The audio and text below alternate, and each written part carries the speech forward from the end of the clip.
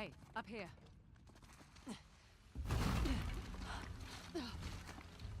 the hell? Jesus. This was it? Their final stand. Wasn't enough to save their empire. But their loss is our gain. Whoa, what a start, right? Surely, if I didn't have you then I'm not going to get you for the rest of the video. You can always stick by, though, and watch me. I want to welcome you to Uncharted The Lost Legacy review with PSGD, and I also want to thank you for taking the time to watch. Now, let's get in there. What is Uncharted? Uncharted is probably the pinnacle of adventure game series on the PlayStation. It started with Uncharted 1, then 2 and 3 on the PlayStation 3 format. We've since seen the release of Uncharted 4 on the PlayStation 4, and this is Uncharted The Lost Legacy, which is a spin-off series which comes from the Uncharted brand. Now, it lacks or it misses Nathan Drake from the main series, which he actually appeared in 1, 2 and 3.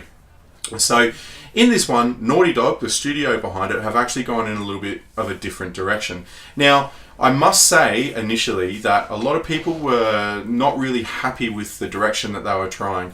But I want to say at the moment that despite having some, Chloe, what we've got here, from other series appearing as the main character, at the core of it, this is an Uncharted game, and I think people have forgotten that. This is the pinnacle of adventure storytelling, puzzling games. It is so cool. And when you put aside that character issue and lend yourself or allow yourself to be part of it, you really do enjoy it. Now, in terms of its accessibility, it's a very easy game to pick up and play. It doesn't matter if you have played the previous ones or not. You kind of use the analogs just to steer the character around in third person. You can climb, you can jump. They've actually tightened up the controls just a little bit from a couple of mechanisms which came from Uncharted 4, but the game definitely benefits from those changes. So far, I've been really happy in terms of its accessibility because I always feel like I can just pick it up and play it without any issues, and I confidently believe other PSGDers or Time Consume could do it as well. Now, before I go any further, let's just watch this scene.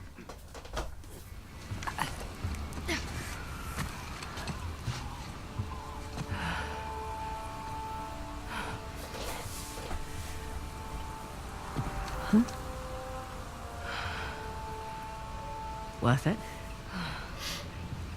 Impressive. Yeah.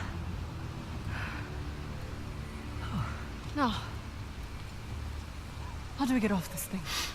Wow. Seriously. There's moments like these in this game all over the place. Now, one thing I should probably touch on is the environment variables, I guess, or the variation in environment, and I've been most impressed with that. Sometimes some of these games can feel a little bit repetitive because you might be traversing the same environment all the time, but again, Naughty Dog have pushed the limits and they've provided a bunch of different environments for you to go through and play that story. Now, that's probably a really good thing, right? Because I never ever feel like I'm grinding along doing the same thing, but fundamentally I am. The reason I don't feel that is because I'm engaged with parts of the game and I'm not noticing that repetitive nature because they've done bits and pieces to make it feel different. This has to be one of the best looking, best playing games, maybe aside from Uncharted 4, that I have seen on the system. The graphics and the sound to this game are very engaging. They look so good. You don't see bugs or you don't see drawing issues, or not many, but you all are always looking at breathtaking scenery like this. This is actually a new addition to the game, and that is driving around. They've made a component of this game a little bit open world, which has kind of made the game feel that little bit bigger, but it's never strayed far from its core of being a linear storytelling game. Now, there's a lot of stuff which make a game engaging for me, and I think I've touched on some of them, but I will reiterate it. It's just that feeling of being wowed all the damn time.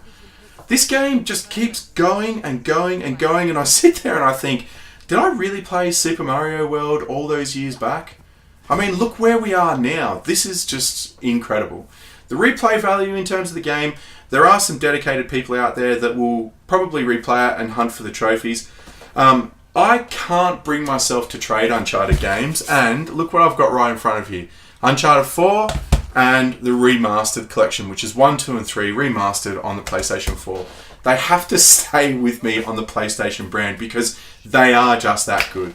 My quick wrap up is, for $54.95 in Australia, you're going to get about 8 to 9 hours and probably 11 to 12 hours out of this game if you're going to trophy hunt. And that, tied in with everything else I said, is just awesome. Guys, if you haven't played it, go pick up the remastered collection first, then go through to 4 and then Lost Legacy. You won't be disappointed. Invest the time and enjoy it. Thank you very much for taking the time to watch, guys. Please give it a like, and until next time, enjoy the PlayStation gaming.